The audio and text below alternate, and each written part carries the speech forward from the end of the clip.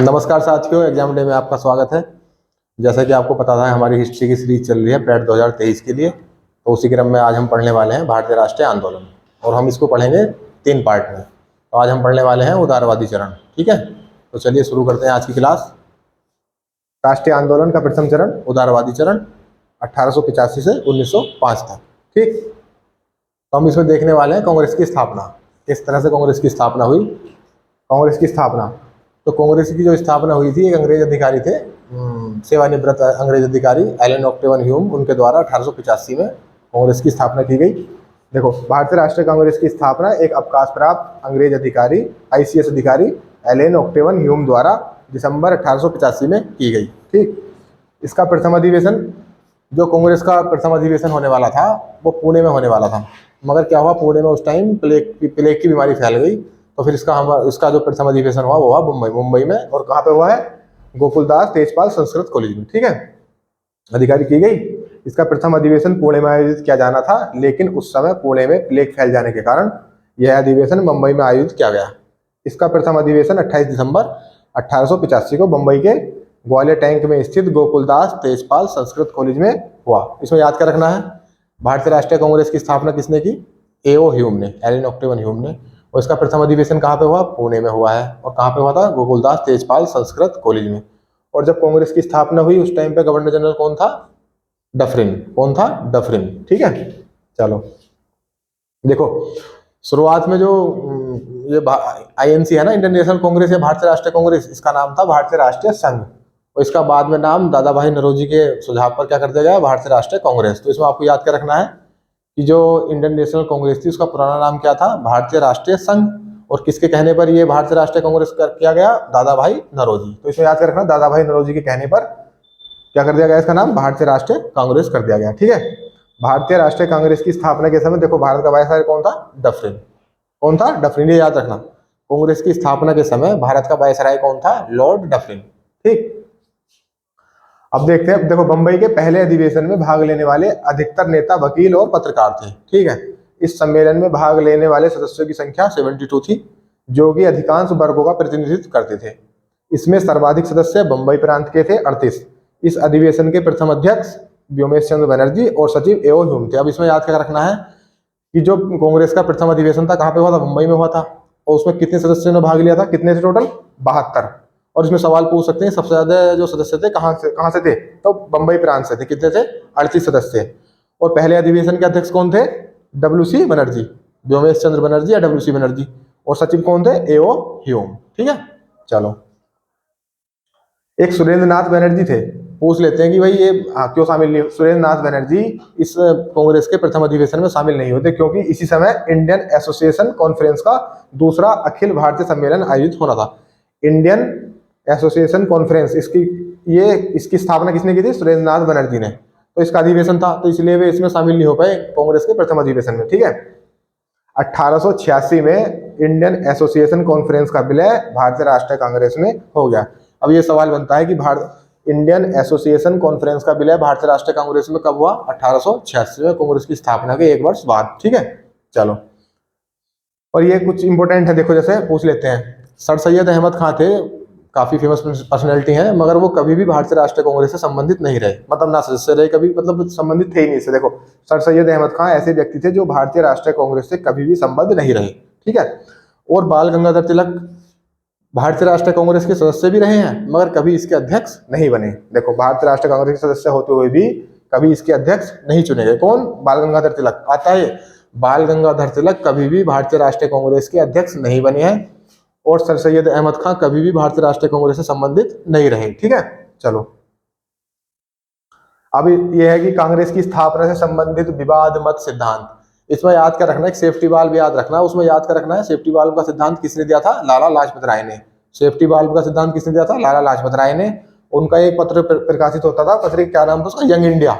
Young India में उन्होंने लिखा था, सेफ्टी वाल्व सिद्धांत के बारे में बताया था। वो था क्या? देखते हैं। देखो, इस सिद्धांत के अनुसार डफरिन, जो उस समय वायसराय था भारत का, डफरिन के निर्देश पर एओ ह्यूम ने कांग्रेस की स्थापना की। ठीक है, इस उद्देश्य से की थी कि 1857 की क्रांति की विफलता के बाद भारतीय जनता में पनपता असंतोष किसी भी रूप से उग्र रूप धारण न करे और असंतोष के इस वाष्प को बिना खतरे के कांग्रेस रूपी सुरक्षा वाल्व से बाहर निकाला जा सके। सेफ्टी वाल्व का सिद्धांत देखो किसने दिया था, ये लाला लाजपत राय ने। किसमें प्रकाशित किया था, यंग इंडिया में प्रकाशित अपने एक लेख में उन्होंने दिया था। अब इसमें याद बस इतना रखना है कि सेफ्टी वाल्व का सिद्धांत किसने दिया था, लाला लाजपत राय ने। और कहाँ पे उन्होंने दिया इसको, एक लेख लिखा था उन्होंने यंग इंडिया पत्रिका में, यंग इंडिया पत्रिका में अपने प्रकाशित एक लेख में लाला लाजपत राय ने सिद्धांत दिया, और एक पत्रिका थी यंग इंडिया, उसमें इन्होंने इसको बताया था सेफ्टी वाल्व सिद्धांत के बारे में। ठीक है, चलो अब कांग्रेस के बारे में किस किस लोगों ने क्या बोला है वो देख लेते हैं, पूछ लेते हैं। ये जैसे बंकिम चंद्र चटर्जी थे तो उन्होंने क्या बोला, कांग्रेस के लोग पदों के भूखे हैं।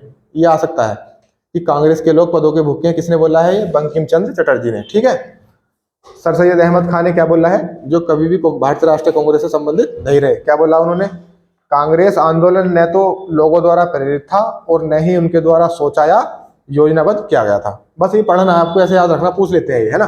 कांग्रेस आंदोलन न तो लोगों द्वारा प्रेरित था और न ही उनके द्वारा सोचा या योजनाबद्ध किया गया था। किसने बोला है, सर सैयद अहमद खान ने। कांग्रेस के लोग पदों के भूखे हैं, इंपोर्टेंट है, किसने बोला है, बंकिम चंद्र चटर्जी ने। ठीक है, और देखते हैं। अब अश्वनी कुमार दत्त थे, इन्होंने बोला कांग्रेस का जो सम्मेलन है 3 दिन का तमाशा है और कुछ नहीं। कांग्रेस का सम्मेलन 3 दिन का तमाशा है और कुछ नहीं, किसने बोला, अश्वनी कुमार दत्त ने। ठीक है, डफरिन ने क्या बोला, जो उस समय वायसराय था, वह जनता के उस अल्पसंख्यक वर्ग का प्रतिनिधित्व करता है जिसकी संख्या सूक्ष्म है, मतलब कि बहुत कम लोगों के जो बहुत कम लोगों को जो रिप्रेजेंट करते हैं उन्हीं की एक संस्था है ये। किसने बोला है, डफरिन ने बोला है। ठीक है, और कर्जन ने क्या बोला है, कर्जन ने बोला था कि कांग्रेस अपनी मौत की घड़ी के गिन रही है, मतलब बिल्कुल मृत्यु के समीप है, और मेरी दिली इच्छा है कि मेरे सामने इसको मरने में मैं सहयोग कर सकूं। ये किसने बोला है, कर्जन ने। कांग्रेस अपनी मौत की घड़ियां गिन रही है, भारत में रहते हुए मेरी ये सबसे बड़ी इच्छा है, प्रबल इच्छा है कि मैं उसे शांतिपूर्वक मरने में मदद कर सकूं। ये इंपोर्टेंट है, ये याद रखना, कर्जन ने बोला है। ठीक है, चलो। बाल गंगाधर तिलक, जो कांग्रेस से संबंधित रहे मगर कभी भी कांग्रेस के अध्यक्ष नहीं बने, मैंने बताया था। क्या बोला उन्होंने, यदि हम वर्ष में एक बार मेंढक की तरह टर्राएंगे तो हमें कुछ हासिल नहीं होगा, कुछ मिलने वाला नहीं है। किसने बोला है, बाल गंगाधर तिलक ने। ये आया हुआ क्वेश्चन है बाल गंगाधर तिलक वाला, ये यदि हम वर्ष में एक बार मेंढक की तरह टर्राएंगे तो हमें कुछ नहीं मिलेगा। ये किसने बोला, बाल गंगाधर तिलक ने। ठीक है, चलो आगे देखते हैं। अब देखेंगे, देखो, भारत राष्ट्रीय आंदोलन का प्रथम चरण को हम क्या बोलते हैं, उदारवादी चरण। कब से कब तक चला ये, 1885 से 1905 तक। ठीक है, चलो इस देखते हैं इसमें क्या क्या हुआ। भारतीय राष्ट्रीय कांग्रेस में 1885 से 1905 तक का समय उदारवादियों का वर्चस्व रहा। मतलब 1885 से 1905 तक उदारवादी धारा के जो थे लोग थे उनका वर्चस्व रहा इसमें, भारतीय राष्ट्रीय कांग्रेस में। शुरुआत में इस संगठन का प्रभाव सिर्फ शहरी शिक्षित भारतीयों तक ही था। इस दौर के कांग्रेसी नेताओं को उदारवादी अथवा नरमपंथी इसलिए कहा जाता था क्योंकि इनका लक्ष्य अनुनय, विनय, प्रतिवेदन, भाषणों, लेखों द्वारा आदि के माध्यम से ब्रिटिश हुकूमत के सम्मुख अपनी मांगी प्रस्तुत करना था। अब देखो, उदारवादी इनको इसलिए बोला गया है क्योंकि ये क्या सोचते थे कि मतलब विद्रोह मत करो, धरना प्रदर्शन मत करो, हिंसक गतिविधि मत करो, मगर क्या, लेख लिखो, अंग्रेजों से एप्लीकेशन लिखो, उनको पत्र लिखो, उनसे विनती करो अपनी मांगे मनवाने के लिए थे, इसलिए इनको उदारवादी हम बोलते थे। ठीक है, देखो प्रस्तुत करना। नरमपंथी या उदारवादी कहे जाने वाले नेताओं में दादा भाई नौरोजी, सुरेंद्र नाथ बनर्जी, गोपाल कृष्ण गोखले, फिरोज शाह मेहता, मदन मोहन मालवीय, डब्ल्यू.सी. बनर्जी। अब इसमें याद रखना, ये पूछ लेते हैं निम्नलिखित में से कौन नरम दल से संबंधित नहीं है या है। तो ये इंपोर्टेंट है, थे तो काफी सारे मगर ये इंपोर्टेंट है, देखो ये याद रखने हैं। दादा भाई नौरोजी, सुरेंद्र नाथ बनर्जी, गोपाल कृष्ण गोखले, फिरोज शाह मेहता, मदन मोहन मालवीय और डब्ल्यू.सी. बनर्जी, ये सब कौन थे, ये उदारवादी नेता कहे जाते थे। ठीक है, चलो। अब वो उदारवादियों की कार्यप्रणाली क्या थी, किस तरह से कार्य करती थी इनकी कमेटी। ये क्या करते थे, कांग्रेस का अधिवेशन बुलाकर प्रस्ताव पारित करते थे पहले। ठीक है, प्रस्ताव पारित कर लिया, इन प्रस्तावों से जनता को परिचित करवाने हेतु उन्हें समाचार पत्रों में पहले अधिवेशन बुलाया, कुछ प्रस्ताव पारित किया आपस में बैठ के, और फिर उनको जनता को बताने के लिए कि हमने क्या प्रस्ताव पारित करा, उनको अखबारों में, समाचार पत्रों में, इनमें प्रकाशित करवाया जाता था। ठीक है, उदारवादी नेताओं ने अपनी मांग पूरी करवाने के उद्देश्य से ब्रिटेन में दादा भाई नौरोजी की अध्यक्षता में 1887 में कांग्रेस की स्थापना के 2 वर्ष बाद भारतीय सुधार समिति की स्थापना की। अब इसमें याद क्या रखना है, ये आएगा भारतीय सुधार समिति। की स्थापना किसने की थी? दादा भाई नौरोजी ने। कौन से सन में की थी? 1887 में। और कहाँ पे की थी? लंदन ब्रिटेन में। ठीक है। भारतीय सुधार समिति दादा भाई नौरोजी 1887 में। ठीक है। कहाँ पर? लंदन में। ये याद रखना बस। और इनकी एक उपलब्धि और क्या थी? 1892 के भारत परिषद अधिनियम का पारित होना उदारवादी नेताओं की मांग का ही एक परिणाम था। कि 1892 का जो भारत परिषद अधिनियम पारित हुआ था वो उदारवादियों की मांग का ही परिणाम था जो वो पारित हुआ। ठीक है। उदारवादियों की मांग पर सरकार द्वारा भारतीय व्यय की जांच के लिए एक आयोग का गठन किया गया जिसका नाम था बेलवी आयोग। अब इसमें क्या पूछ सकते हैं? सीधा यही पूछ सकते हैं, बेलवी आयोग का संबंध था भारतीय व्यय की खर्चे की जांच से। ठीक है। देखो, भारतीय व्यय की समीक्षा हेतु या जांच हेतु कौन सा आयोग था? बेलवी आयोग। बेलवी आयोग का संबंध क्या था? भारतीय व्यय की जांच से। ये याद रखना बस। ठीक है। अब प्रारंभ में क्या है? कांग्रेस जो थी धर्मनिरपेक्ष स्वरूप रहा कांग्रेस का। धर्मनिरपेक्ष का मतलब सभी धर्मों की इसमें बराबर मान्यता दी गई, सब बराबर, सब धर्म समभाव।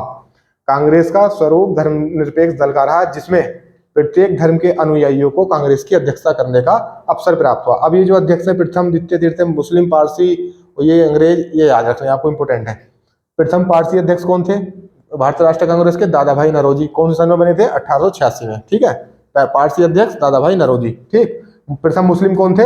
बदरुद्दीन तैयब जी। ये पूछ लेते हैं, प्रथम मुस्लिम अध्यक्ष बदरुद्दीन तैयब जी, प्रथम पारसी दादा भाई नौरोजी। इनका क्रम भी देखो लगातार है, याद करने में आसानी होगी। पारसी दादा भाई नौरोजी 86 में, बदरुद्दीन तैयब 1887 में, और अध्यक्ष जॉर्ज यूल, प्रथम अंग्रेज अधिकारी, या वो अंग्रेज अधिकारी बोला हूँ, ईसाई, कौन थे? जॉर्ज यूल 1888 में। ठीक है। ये याद रखना, इंपोर्टेंट है ये स्लाइड। ठीक है। चलो, अब ये भी है, देखो, कांग्रेस के लिए समर्थन प्राप्त करने के लिए लंदन में 1889 में ब्रिटिश कमेटी ऑफ इंडिया बनी। कांग्रेस को समर्थन जुटाने के लिए लंदन में भी कांग्रेस के लोगों को परिचित कराने के लिए एक कमेटी का गठन किया गया जिसका नाम था ब्रिटिश कमेटी ऑफ इंडिया। कहाँ पे हुई थी? लंदन में। कौन सी सन में? 1889 में। और इसका सचिव कौन था? William Digby. कौन था? William Digby.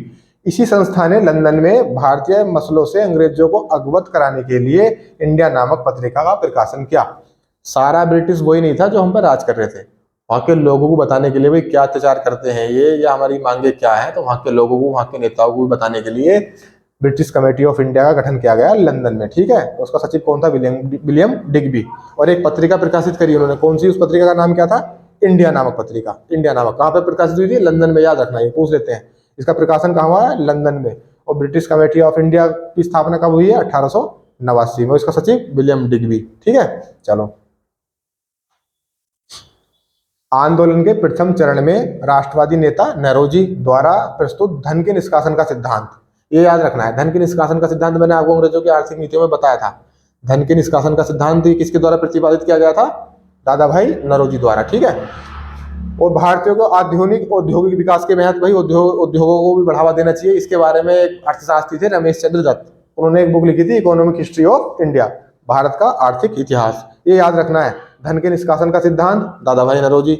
और एक पुस्तक जो लिखी थी इन्होंने, कौन सी? भारत का आर्थिक इतिहास या Indian history, economic history of India, किसने लिखी है? RC दत्त, रमेश चंद्र दत्त नामक पुस्तक के कारण इस दौर को आर्थिक राष्ट्रवादी युग के नाम से भी जाना जाता है। बस इसमें याद ही रखना है, धन के निष्कासन का सिद्धांत। और ये बुक किसने लिखी है? भारत का आर्थिक इतिहास, रमेश चंद्र दत्त ने। ठीक है।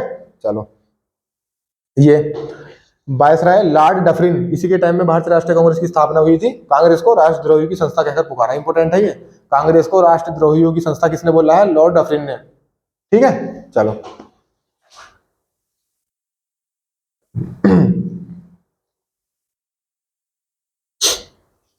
तो आज की क्लास में हमें प्रथम चरण के बारे में हमने पढ़ा, और हम ये जो पूरा भारतीय राष्ट्रीय आंदोलन है ना 1885 से 1947 तक, इसको हम 3 क्लासों में पूरा करेंगे। ये हमारी पहली क्लास थी, और हमारी जो दूसरी क्लास होगी वो होगी हमारी उग्रवादी चरण। ठीक है। और उससे नेक्स्ट क्लास में हम पूरा इसको 1947 तक फिनिश कर देंगे। जितने भी इंपॉर्टेंट फैक्ट थे वो हमने इसमें सब कवर किए हैं। तो ठीक है, अच्छे से ध्यान रखिए, अपना पढ़ाई करिए, और कुछ सजेशन देना हो तो हमें कमेंट सेक्शन में आप बता सकते हैं। जय हिंद, जय भारत।